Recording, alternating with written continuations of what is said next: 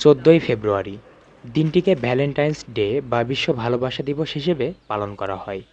তবে এখনকার দিনের পরিস্থিতি বিবেচনায় এটিকে বিশ্ব বেহায়া দিবস বললেও ভুল হবে না।